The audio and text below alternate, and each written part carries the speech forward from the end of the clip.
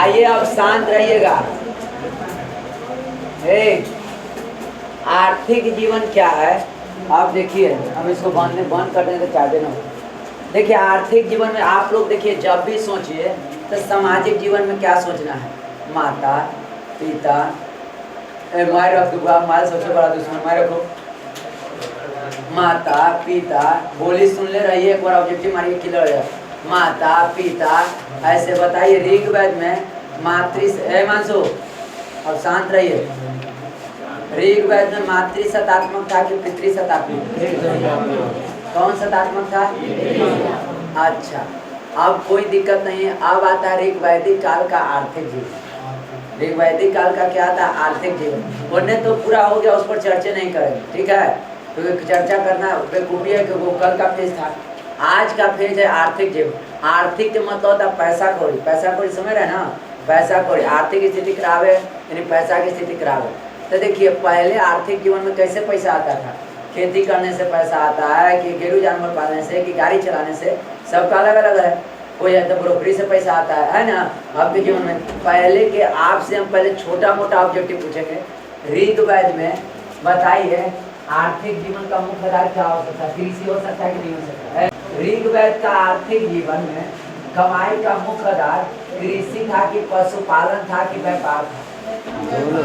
हम सबसे राय ले रहे हैं, बताइए पीछे बोलिए कृष्णनंदन। ऋग्वेद में मतलब कमाई का मुख्य स्रोत क्या था? व्यापार था, कृषि था कि पशुपालन? कृषि। हिमांशु जी क्या था? कृषि था कि व्यापार था कि क्या था? बोलिए अपना राय दीजिए, क्या हो सकता है?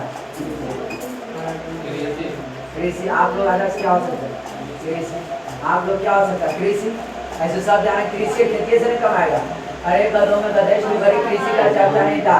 वहाँ गरीब पशुपालन मेन आधार गाय था। क्या था? गाय था। और ये पूछेगा अरे लड़का हम निकलिए लड़का हम निकलिए समझाओगे नहीं? सुनिए आप सुनते जाइए। हेलो अरे जो बोले ना केवल अरे ऋग्वेद में गंगा की चर्चा कितने बार है? एक बार। क्वेश्चन बैंक में जाके देखो पूछ ले कि ना पूछ ले। ठीक है पूछा हुआ। सबसे पवित्र नदी कौन है? सुनिए यहाँ सबसे प्रमुख आधार पशुपालन था। सबसे प्रमुख आधार कौन था? पशुपालन। आप पशुपालन जानता है कैसे किया जाता था? एक वो आदमी 8,000 गाय रखता था। 8,000 गाय। और जानते हैं कैसे पालता था? खुले छोड़ दिया जाता था। आप खुले छोड़कर ओकरा पर कितना चिन्हासी मारता था, जेकरा बोलते हैं गोत्र। जेकरा बोलते हैं क्या?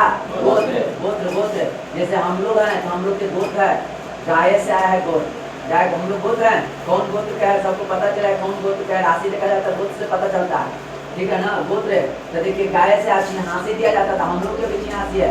लोगों से पूछना कि हम लोग कौन गोत्र के हैं, ठीक है ना? हम लोग के जाति गोत्र से पता चलता है। तो हम लोग क्या हुआ कि गाय को सबसे महत्वपूर्ण माने पूजा पर गाय को महत्व दिए। लेकिन आपको हड़प्पा में किसको महत्व दिए थे? सांड को। किसको? कुमार सांड को, ठीक है? इसमें किसको महत्व दिए? गाय को। और गाय को यह से दर्जा दिया गया कि गाय हमारी माता है। गाय को कोई पशु कह देता था। अब यहाँ सुनिएगा ऋग्वैदिक काल में आर्थिक जीवन का प्रमुख आधार पशुपालन था कि कृषि था?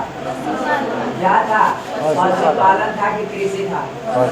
अच्छा पशुपालन जैसे बोले ऑब्जेक्टिव आएगा, कहानी सुन रही। पशुपालन बांध को किया जाता था कि वो खुले छोड़ दिया। और गाय को इतना इज्जत दिया गया, गाय को इतना इज्जत दिया गया कि गाय हमारी माता है। गाय हमारी माता है। विवेकानंद अमेरिका गए। आप पूछा गया, यहाँ पूछा गया यहाँ प्रमुख पशु कौन था? हेलो तो गाय था। कौन था? गाय था। विवेकानंद से पूछा गया कि बताइए अमेरिका वाला कि आपका प्रमुख पशु कौन है? तो उसने कहा प्रमुख पशु, उसने जवाब दिया भैंस। तब पूछा तो महाराज खत्म नहीं है, ये इतना बड़ा पढ़े लिखे आदमी है, आज सब दुनिया जानता है कि भारत का प्रमुख पशु कौन है? गाय है। आप मटे खत्म। तो कहें कि दुनिया जानता है, आप ही नहीं क्या जानते हैं? गाय अगर पशु भारत में रहते तो आप कटा जाते। ऋग्वेद में कि अगर गाय को पशु कह दीजिएगा तो आप कटा दीजिएगा। समझिए ऋग्वेद में कितना हम लोग गाय को इज्जत दिए हैं। कटा जाइएगा, यहाँ है तो बच्चन है, गाय को पशु मत करिए। हम लोग को पशु भैंस को कहा जाता है, इसलिए गाय हमारी माता है। इसलिए जवाब नहीं दिए, उनको पता था कि वो बोलेगा, तो बोले कि हमारा ही सबसे प्रमुख पशु भैंस है। पशु हमें भैंस के कहते हैं, गाय को नहीं, गाय तो हमारी माता है। ऋग्वेद में रहता था, कटा जाता कि नहीं कटा जाता है।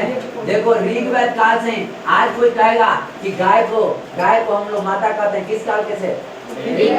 विवेकानंद जब बोल दिए कि देखिए पशु अगर इंडिया में रहते आप तब बचते नहीं, ठीक ना, सीधे साफ कर देता, हमारे लोग आपको सही कर देता, क्योंकि गाय से हम लोग का जीवन दुनिया चलता है, उसकी दूध अमृत के समान होता है, समझे। वो लोग को माना जाता था और कहता था सबसे प्रिय पशु कौन है? गाय है, समझे। प्रिय पशु कौन है? गाय है। और गाय से हम लोग के गोत्र का नहीं, गोता अगर पढ़िएगा तो बताएंगे कैसे आया। वो लोग चिन्हा से लड़ाई हो जाता है ना, तो गोत्रे से आया गोतिया, वही से आया गाय से आया गोतिया, ये गोतिया के गाय होता है, कहता कि हमर गाय, ठीक ना, चीनेला चीन का देता तो से गोतिया भी आता है, गोत से गोतिया। तो देखिए आपको पूछेगा, विवेकानंद ऐसी नहीं बोले थे। जब विवेकानंद गाय को पशु कहने पर गर्म हो गए, तो आज हमारे गाय हमारी माता, लेकिन आज कोई खाता है तो बताइए, ऋग्वेद से ही बताया गया है गाय श्रेष्ठ है। प्रिय पशु कब बोलेंगे? ऋग्वेद के अनुसार प्रिय पशु कौन है? किसने अमेरिका में भाषण देते हुए गाय को प्रमुख पशु नहीं कहा? विवेकानंद। क्या बोले? प्रमुख पशु मत बोलिए, अमेरिका वाला को बोले कि हमारा माता है, माता का दर्जा है गाय का, समझे। आज देखिए ऋग्वेद के अनुसार यहाँ कोई पर्व होता है, पहले होली भी होता है, तो पहले पूरा गाय माता को किया जाता है कि नहीं किया जाता है? अच्छा ये पूछेगा हड़प्पा में किसको पूजा किया जाता था? कुमार सार को गड़बड़ नहीं करेगा। ऋग्वेद में बदल गया ना, ऋग्वेद बदल गया ना, कौन आ गया? गाय। अच्छा अब आइए सुनिएगा, होगा अब यहाँ से हम चलते जा रहे हैं, आप सुनते जाइएगा। सुनिए, हुआ का आपसे गाय पर आपको किस्सा कहते हैं। देखिए पहले अब यहाँ तो कोई दिक्कत नहीं है। पहले देखो हमारे लिए एकदम सही हो जाएगा, सबका पढ़े लिखे गए।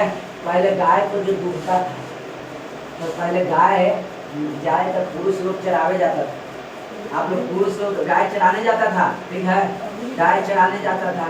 तो जानते हैं महिला लोग घरे आती थी, तो महिला लोग दूधती थी।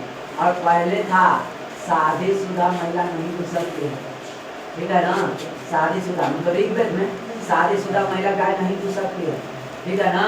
तो वो दूधती थी, वहाँ की कन्या, हमारी कन्या, इसको पुत्री कहते हैं। तो जो गाय दूधती थी उस पुत्री को कहते थे, देखिए दुहिता, क्या बोलते थे? दुहिता। देखिए पुत्री को क्या बोलते थे?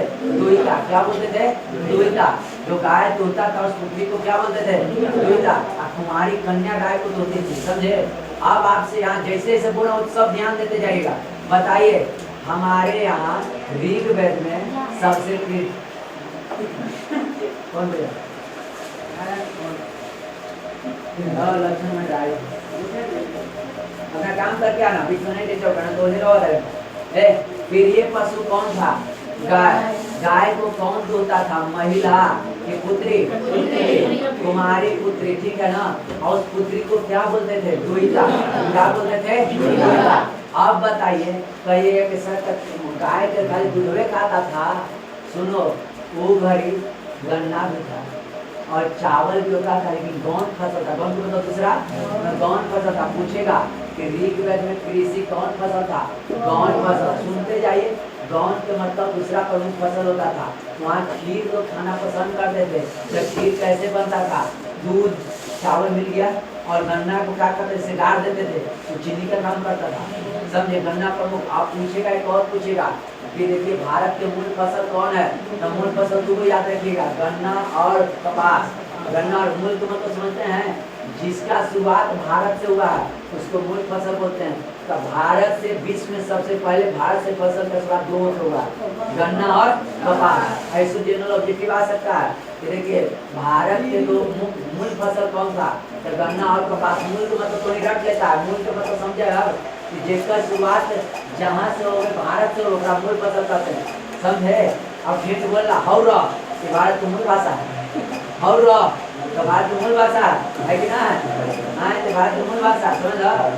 पिछली पहले रे भारत की मूल भाषा ये कौन विदेश में ना मिलतो, विदेश में तो मिलता, ऐसा मूल भाषा है। जिसका शुरुआत भारत से हुआ ब्राह्मण भाषा कहते हैं। सुनिए, कृषि था उस समय, कृषि था लेकिन कम था, बहुत कम मात्रा में कृषि होता था। कुछ तब बहुभार पाता था, बहुभार मतलब समझा? हाँ, बस ऐसी बारिश है लो, और गरीब खेती भी होता था ना, हल भी चलता था ना, तब पूरा अंदर से नहीं जुटाता था। ऐसा पूछेगा अंदर से नहीं, हल्का मिट्टी गिला है, ऊपर ऊपर हल क्या कर देता था, चला देता था। हल्का है, हल्का मात्रा में चला देता था। अब पौधा धान चीट दिया, हो गया तो हो गया। बहुत पौष्टिक रहता है, लाल लाल रहेगा पौधा, ठीक है ना, बहुत पौष्टिक रहता है। तो सुनिएगा बउआ, आपसे वहां तक पूछेंगे, ऋग वैदिक काल में हमारे यहाँ प्रमुख आर्थिक जीवन का आधार क्या था? पशुपालन की कृषि। बताइए, वहाँ का हम लोग का सबसे प्रिय पशु कौन था? किसने कहा अमेरिका में कि गाय को पशु मत बोलिए, गाय कि अगर भारत में आप रहते आपको बहुत दिक्कत होती, हाँ बहुत दिक्कत होता। आज जिसने हमको गाय को माता कहते हैं, कोई खाता है तो दिक्कत है कि नहीं? तो बहुत दिक्कत है।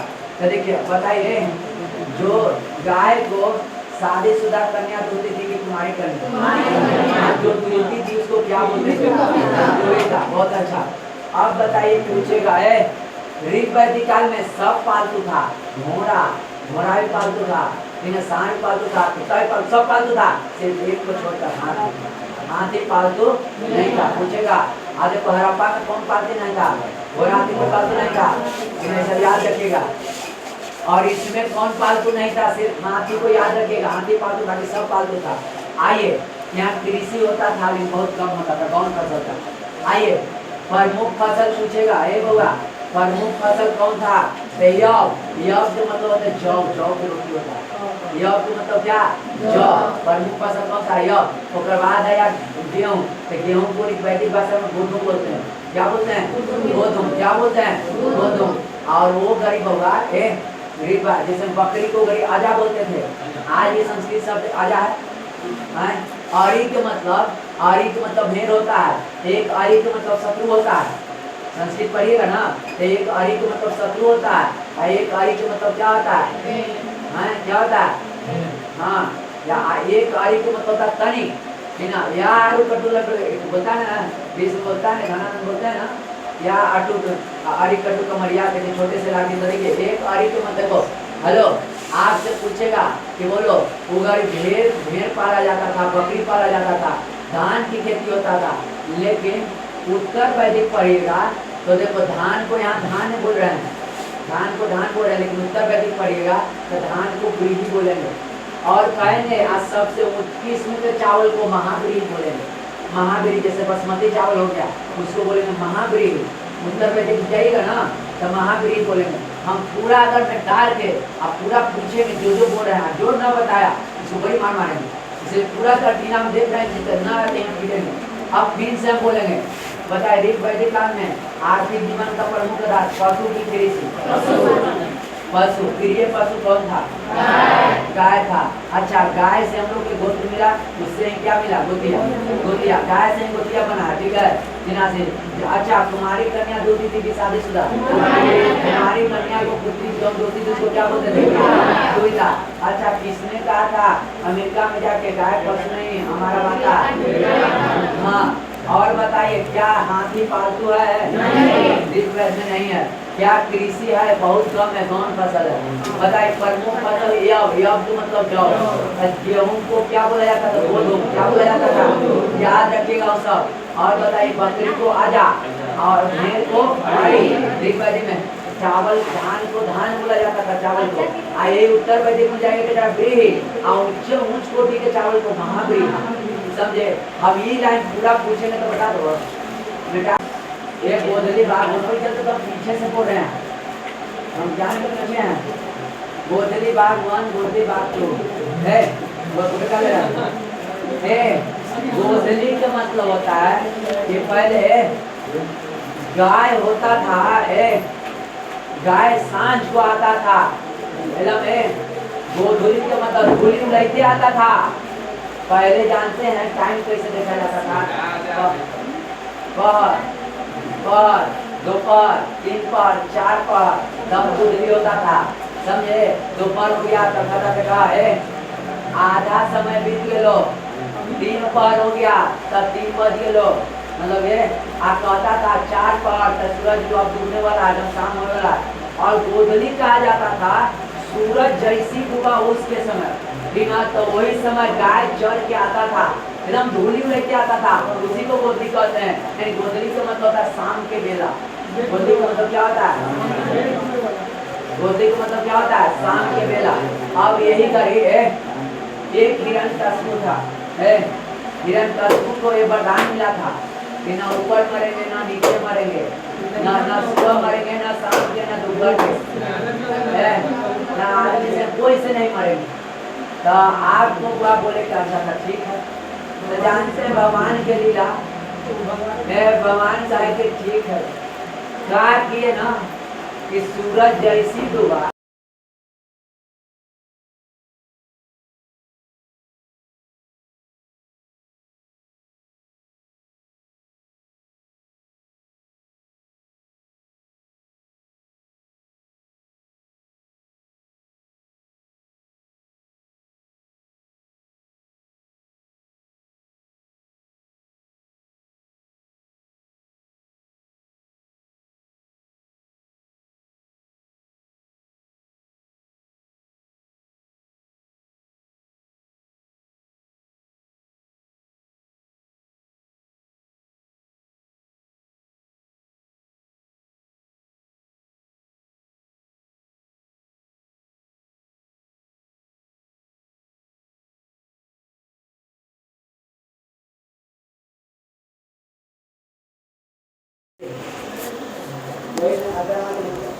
एक बागी का सबसे प्रमुख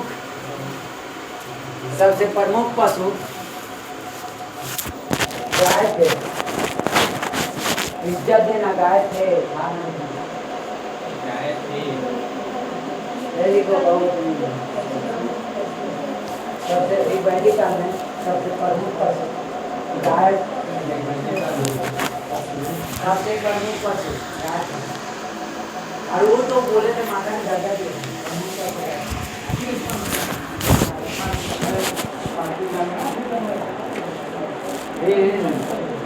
एक वैदिक काल में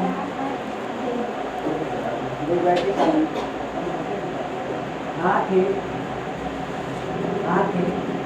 को पालतू नहीं बनाया गया था। हाथी को पालतू नहीं बनाया गया। हाथी को पालतू नहीं बनाया गया।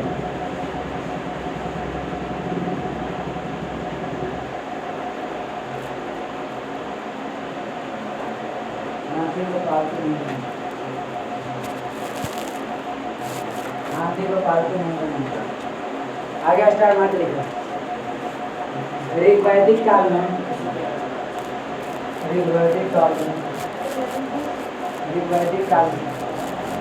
कृषि गौण फसल था। गौण ऋग्वैदिक काल में कृषि गौण फसल था। कृषि गौण फसल था। क्या हुआ?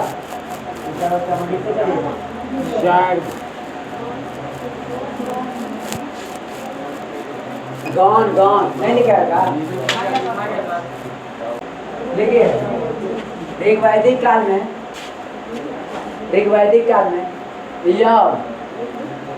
यह ब्रैकेट में जॉब कर लिया। ऋग्वैदिक काल में यह ब्रैकेट में जॉब मतलब कि ऋग्वैदिक भाषा यह था। हिंदी का धान, आज के भाषा में इसको कोची बोलते हैं? चावल। क्या बोलते हैं? चावल।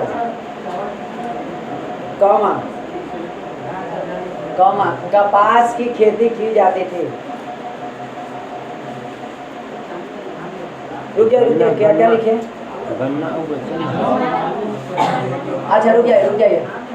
ये अब धान लिखे, एक बाद कुछ लिखे थे कपास। रुक जाइए, अभी लिखते चलिए। कपास और लिखिए गोधूम तो गेहूं बोलते हैं।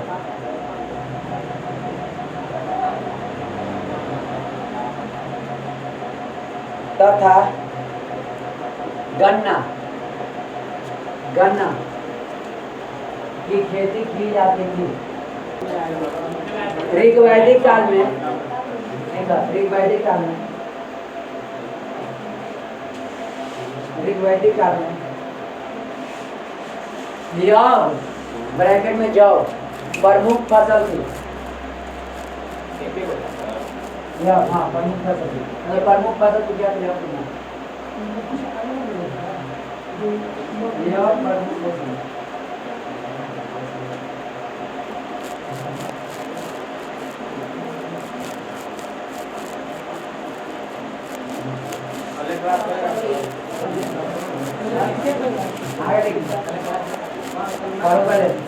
ऋग्वेद में, ऋग्वेद के लिखिएगा, ऋग्वेद के, अगर ऋग्वेद नहीं पहुंचा होगा इसमें तो बड़ी आता था। ऋग्वेद के चौथे मंडल में, ऋग्वेद के चौथे मंडल में कृषि कार्य का वर्णन है। कृषि कार्य का वर्णन है। कृषि कार्य का वर्णन है।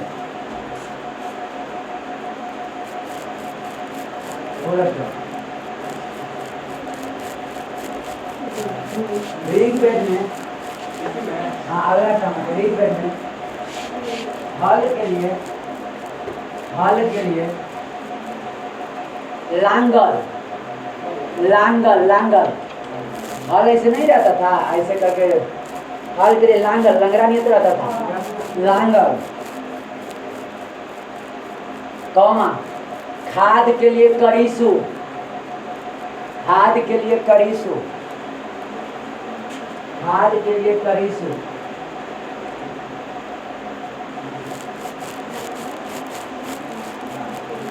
खाद के लिए करीसु, खाद के लिए करीसु शब्द का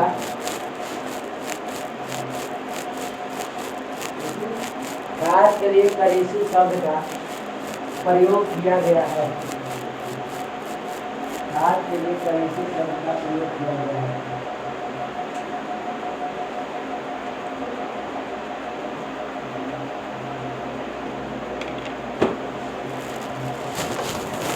सुन लीजिए, आपसे एक बहुत अच्छा सवाल पूछेगा।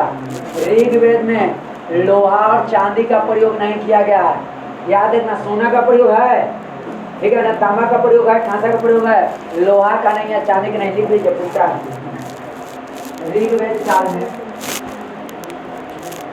ऋग्वेद काल में, ऋग्वेद काल में, ऋग्वेद काल में सोना और लोहा और चांदी का प्रयोग ऋग्वेद काल में लोहा और चांदी का प्रयोग नहीं किया गया। ऋग्वेद काल में नियमित मुद्रा नहीं थी। मुद्रा था, नियमित मुद्रा नहीं थी, नियमित मुद्रा नहीं थी।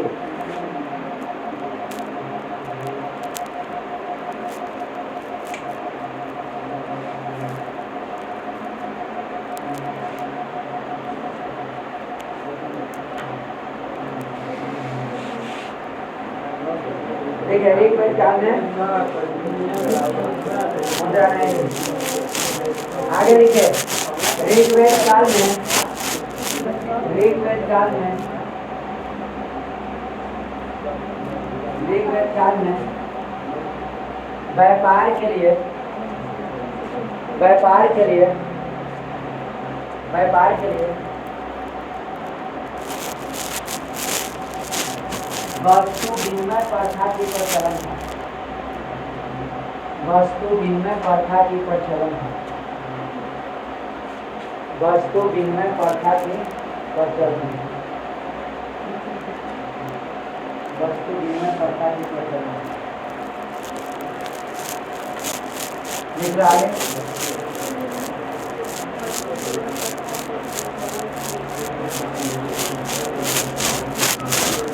एक चर्चा मिलता है जो आभूषण का नीच। देखिए, मुद्रा ऋग्वैदिक काल में, ऋग्वैदिक काल में मुद्रा के रूप में निष्क लिख देते हैं। निष्क निष्क की चर्चा मिलती है। वैदिक काल में मुद्रा के रूप में, मुद्रा की चर्चा हुआ था खाली निष्क, मतलब आभूषण था वो। वैदिक काल में मुद्रा के रूप में निष्क की चर्चा मिलती है, निष्क की चर्चा मिलती है, निष्क की चर्चा मिलती है।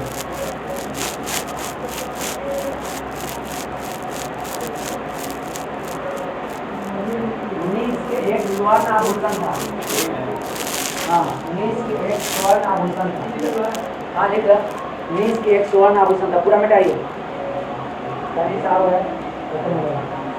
निष्क एक स्वर्ण आभूषण था।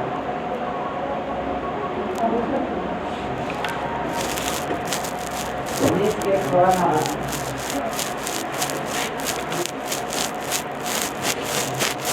हेडिंग द धातु, धातु, धातु। ये बाबा धातु में है, धातु में 2 पॉइंट याद रखना। धातु को क्या बोला जाता था? इसमें है बाबा, हेलो, जो होता है सांवला रंग के जो होता होगा श्याम अयस बोलते थे, जिसको लोहा, लोहा होता ना है, तो अगर श्याम अयस बोला जाता था, ठीक है ना, सांवला धातु इसको कहते हैं। लेकिन दुख की बात है कि यहाँ लोहा नहीं था, नहीं चांदी था। चांदी का देखो, लोहा का प्रयोग तुरंत उत्तर वैदिक में आता है। कौन में आता है? और चांदी का उपयोग आएगा जानते हैं अर्थवेद में। कौन वेद में आएगा? अर्थवेद में, अर्थवेद में आएगा। सोना का प्रचलन था, तो आप खाली लिखिएगा है ऋग्वैदिक काल में धातु को क्या बोला जाता था? अयस।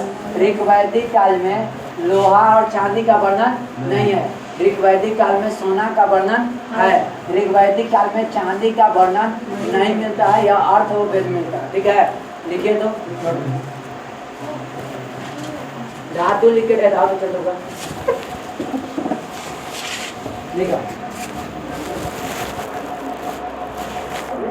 ऋग्वेद में धातु के लिए,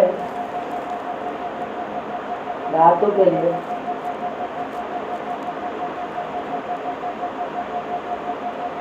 धातु के लिए अयस शब्द का प्रयोग, अयस शब्द का प्रयोग किया गया है। अयस शब्द का प्रयोग किया गया, अयस शब्द का प्रयोग किया गया।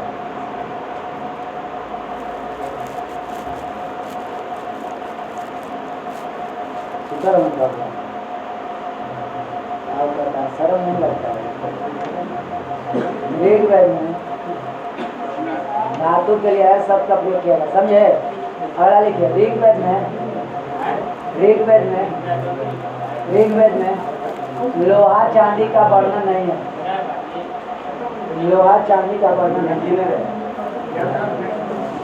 लोहा चांदी का वर्णन नहीं है, लोहा चांदी का वर्णन नहीं है।